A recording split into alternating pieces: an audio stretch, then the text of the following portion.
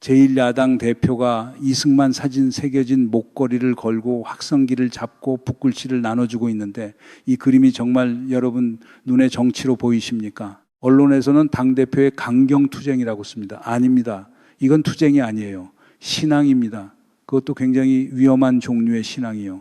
정치인이 십자가를 지겠다고 나서는 순간 그 밑에 있어야 할 국민은 사라지거든요. 왜 하필 제헌절 경축식을 결석하고 올림픽 공원으로 갔을까요? 왜 하필 이승만이었을까요? 왜 하필 붓글씨였을까요? 이 세 가지가 우연히 겹칠 확률 계산해 보시면 답이 나옵니다. 우연 아닙니다. 이 그림 뒤에는 세 개의 층이 깔려 있어요. 표면은 이른바 올공정치고요. 그 밑은 예수 콤플렉스. 그리고 그 밑에는 우리가 이미 한 번 겪었던 그 이름 12월 3일 계엄의 잔존 세력입니다. 오늘 저희는 이 세 층을 하나씩 뜯어보겠습니다. 국민일보가 이번 달 20일에 단독으로 보도했어요. 사선 중진인 한기호 의원이 지난 18일 국민의힘 의원 단체 텔레그램방에 확성기 든 장동혁 대표 사진과 함께 이 한마디를 남겼습니다. 언제까지 이 모습을 봐야 하느냐? 당내에서도 이제 그 그림을 더는 못 봐주겠다는 겁니다. 근데 문제는 이 그림이 아직 끝나지 않았다는 거예요. 오히려 지금부터가 시작이거든요.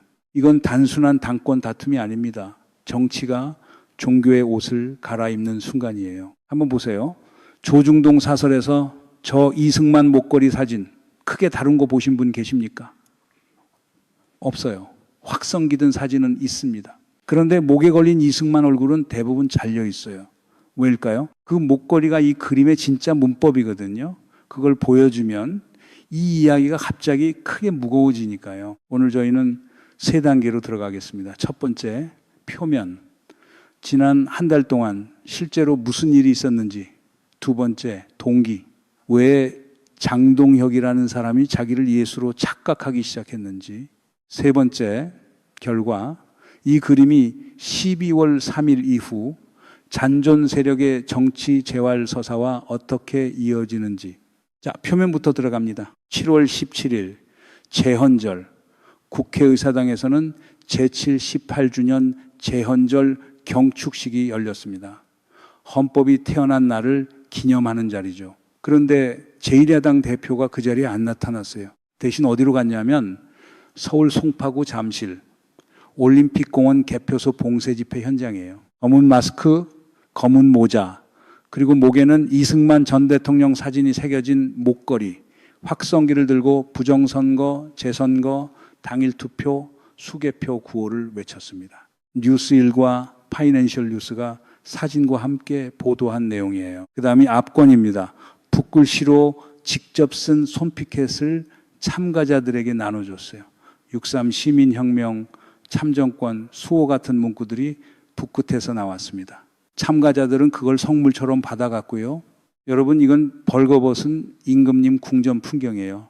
옆에서 다들 옷 멋지다고 해줘야 되는 분위기. 누가 옷 안 입었다고 한마디 해줘야 되는데 궁전 안에는 그런 사람이 남아있지 않은 상황. 지금 국민의힘이 딱 그 그림입니다. 그 궁전 안에서 드디어 한 사람이 입을 열었어요. 국민일보 이번 달 20일 단독 보도입니다. 사선 중진 한기호 의원, 강원, 철원, 화천, 양구, 인제지역구, 예비역 육군 삼성장 출신 이준석 대표 시절 사무총장을 지낸 정통 보수 노선의 인물이에요. 이분이 지난 18일 국민의힘 의원단체 텔레그램방에 장동혁 대표의 올림픽공원 확성기 사진을 올리고 이렇게 썼습니다. 언제까지 이 모습을 봐야 하느냐. 이게 무슨 얘기냐면 극우 유튜브 이야기가 아니라 정통 보수 중진 의원의 이야기라는 겁니다. 완벽한 정통 보수라고 봐야 될 분이 자기 당대표를 향해 이 문장을 던졌다는 거예요. 여기에 김민전 의원이 반박하고 나섰습니다. 당대표 이전에 국회의원이라며 실명으로 비판하라고 요구했어요. 김 의원 옹호 논리의 핵심은 이겁니다. 장동혁 대표가 20, 30대 행동주의 당원을 견인하고 있다는 논리예요. 정말 그럴까요? 한국갤럽이 이번 달 7일부터 9일까지만 18세 이상 1,002명을 상대로 조사한 결과를 보시겠습니다. 20대 국민의힘 지지도는 27에서 26%로 1%포인트 하락, 30대는 27에서 18%로 무려 9%포인트 하락. 견인이 아니라 이탈입니다. 한기호 의원 혼자가 아닙니다. 사선 조경태 의원이 지난 17일 장동혁 대표를 윤리위원회에 맞제소하겠다고 나섰어요. MBC 뉴스에 나온 발언 그대로 옮기면 당대표의 수명을 연장시키려고 하는 그런 꼼수 정치를 과연 국민들이 용납하겠느냐입니다. 오선 권영세 의원, 전 통일부 장관이자 옛 친윤계 중진입니다. 이분이 최근 장동혁 대표를 향해 공개적으로 사퇴를 촉구하면서 사적인 욕심과 자기 이익을 앞세웠다는 표현까지 썼습니다. 한국일보 이번 달 20일 보도예요. 그런데도 장동혁 대표는 마이웨이예요. 이번 달 23일 경기 용인 수지, 25일 대구, 그리고 김해까지 순회 강행 계획을 이미 확정했어요. 오마이뉴스 보도에 따르면 그렇습니다. 당권파는 뭐라고 답했냐면 민주당과 이재명 정부엔 말 한마디 못하면서 대안도 미래도 없는 세력이 지도부를 흔든다고 했어요. 근데 이 답변이 진짜 문제의 답이 될까요? 여기서 다들 궁금해하실 겁니다. 이렇게까지 당내 반발이 나오는데 왜 못 끌어내리느냐? 절차적으로 보면 방법이 없지는 않습니다. 본인이 사퇴하는 방법이 있고요. 최고위원 4명이 동반 사퇴하는 방법도 있습니다. 전당원 재신임 투표를 여는 것도 이론적으로 가능하고요. 마지막이 하나 있는데 의원총회에서 사퇴 결의안을 통과시키는 겁니다. 이건 사실상 의원들에 의한 당대표 탄핵이거든요. 그런데 이 4가지 중 어떤 것도 지금 굴러가지 않고 있습니다. 왜일까요? 표면적으로는 이런 설명이 돌아다닙니다. 결국 권력에 집착해서 안 놓는 거라는 겁니다. 실제로 109석짜리 제1야당 대표 자리를 놓으라는 게 쉬운 일이 아니에요. 놓기 싫은 게 인지상정이죠. 이 답이 절반은 맞습니다. 근데요, 이걸로만 설명하면 안 풀리는 게 있어요. 왜 하필 이승만 목걸이였을까요? 왜 하필 붓글씨였을까요? 왜 하필 재헌절이었을까요? 권력만 놓기 싫으면 국회에서 조용히 뭉개도 됩니다. 굳이 확성기 잡고 목에 사진 걸 필요 없거든요. 이걸 설명할 수 있는 답이 딱 하나 있어요. 지금부터가 이 이야기의 진짜 심장입니다. 잘 들어보세요. 당내 사정의 밝은 목수의 논평가들이 최근 이런 이야기를 내놓고 있어요. 장동혁 대표는 지금 자기를 정치인이라고 생각하고 있지 않다는 겁니다. 무슨 말이냐면요. 이 사람이 지금 자기를 십자가 지고 골고다 올라가는 신앙인, 예수의 심정으로 이 상황을 견디고 있는 순교자로 여기고 있다는 지적이에요. 정치적 박해자, 신앙의 박해자, 예수의 심정으로 버티고 있다는 프레임인 겁니다. 심지어 이 그림을 바울이 로마 감옥에 갇힌 심정과 겹쳐보는 시각도 나오고 있고요. 이게 왜 위험한지 아시겠습니까? 신앙인의 인지 구조가 정치인에게 이식되면 게임이 완전히 뒤집힙니다.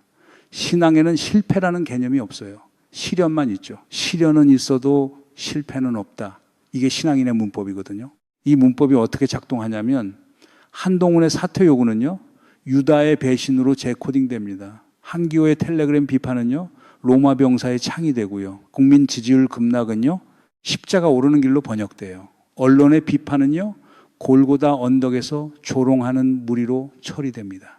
한번 보세요. 이 구조 안에 들어가면 그 어떤 비판도 반박이 안 됩니다. 왜냐하면 모든 비판이 자기가 옳다는 증거로 재활용되거든요. 박해받을수록 자기 신앙이 정통이라는 증명이 되는 거예요. 이거 정말 무섭습니다. 그러니까 저는 이 이야기를 권력 집착이라는 단어 하나로 정리하는 걸 반대합니다. 그것보다 훨씬 위험한 게 일어나고 있거든요. 정치의 언어가 종교의 언어로 도망친 겁니다. 이거 정치인 본인 입장에서도 결국 자충수예요. 왜냐하면 종교 언어로 도망친 순간 되돌아올 길이 닫혀버리니까요. 여기서 잠깐 짚고 넘어갈 게 있어요. 이거는 종교 자체를 비판하는 이야기가 아닙니다. 개인의 신앙은 개인의 자유예요.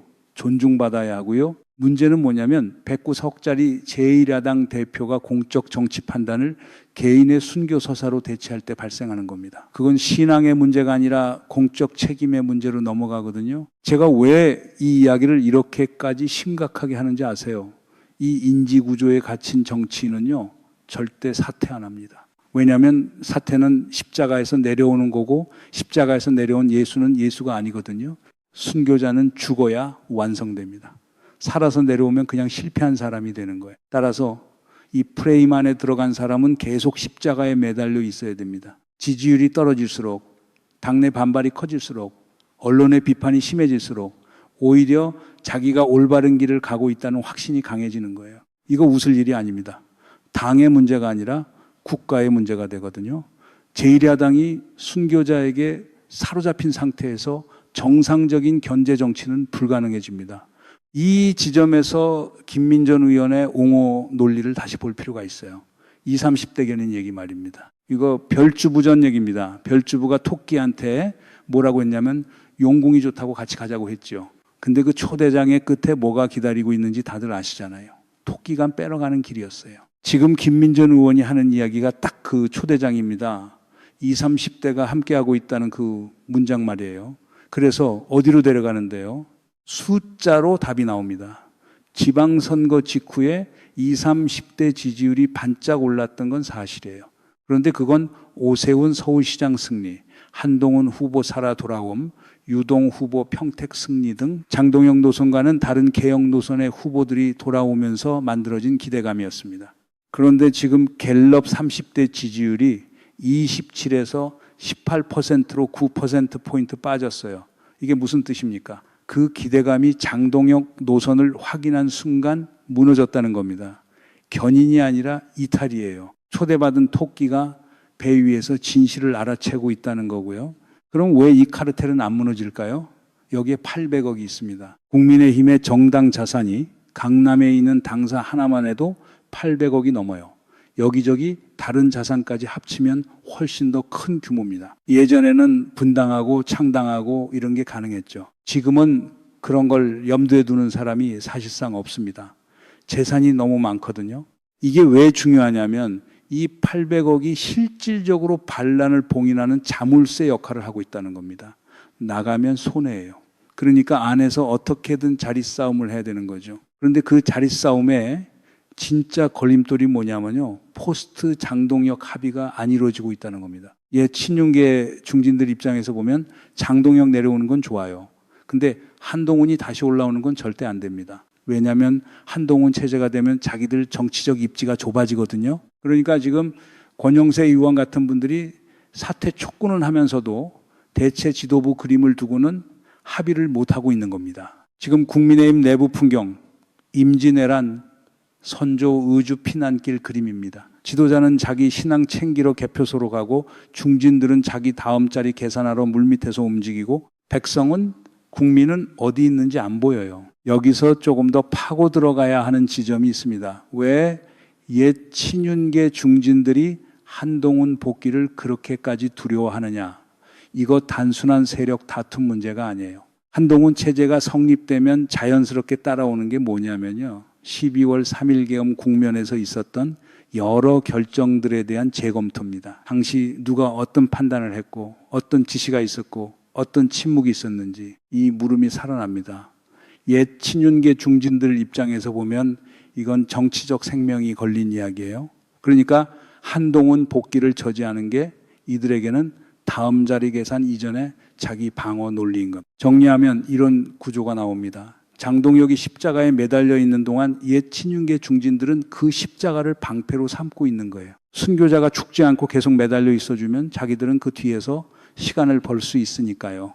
이게 국민의힘 좀비 대표 체제의 진짜 정치 경제학입니다. 그러면 지지층은 무슨 생각을 하고 있냐?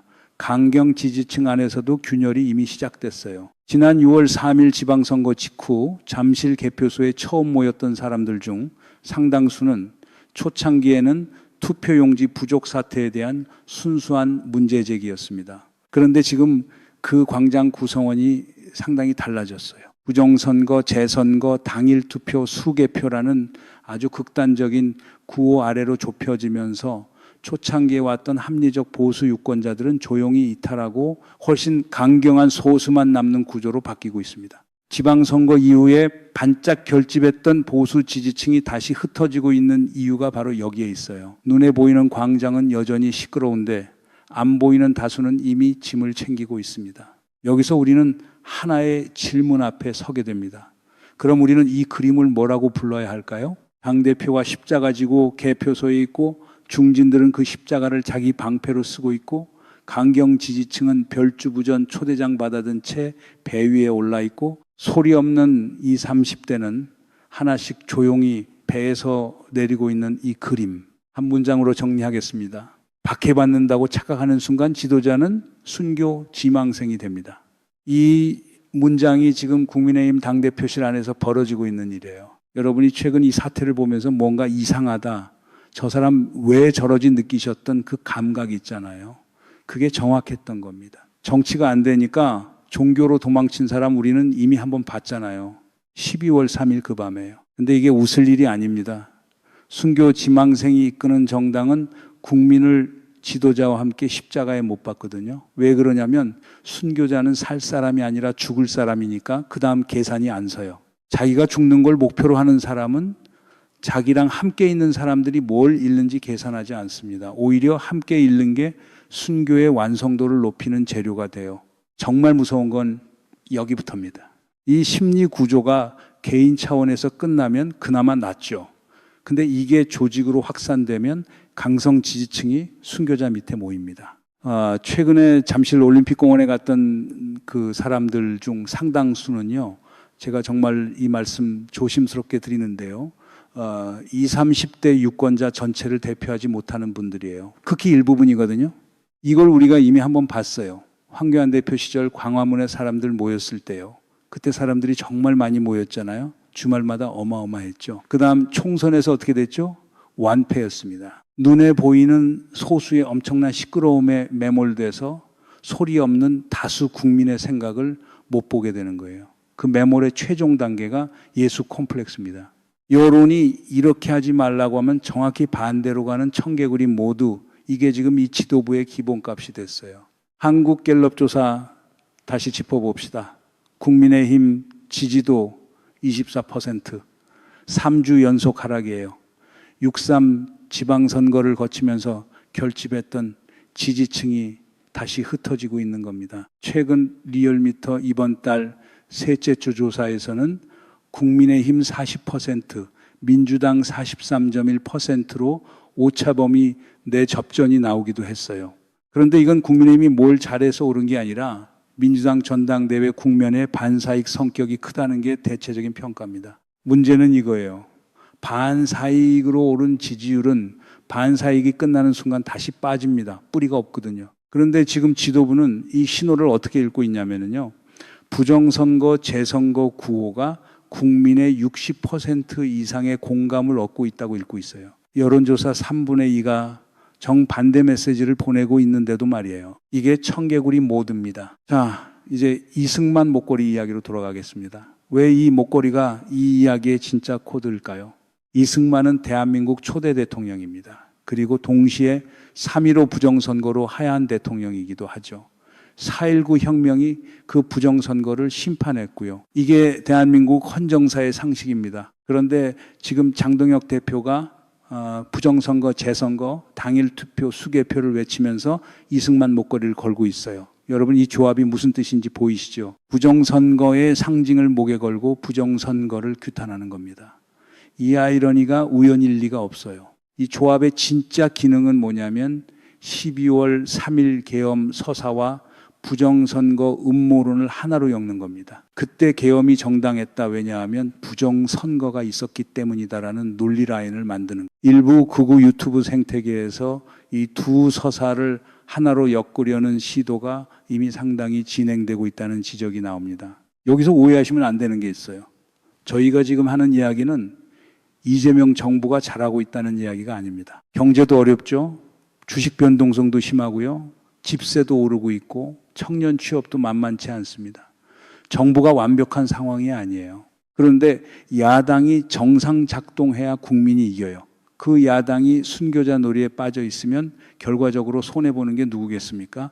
정부가 아닙니다. 견제받아야 할 자를 감시할 수단을 잃는 국민이에요. 야당이 없는 정치는 여당한테도 결국 재앙입니다.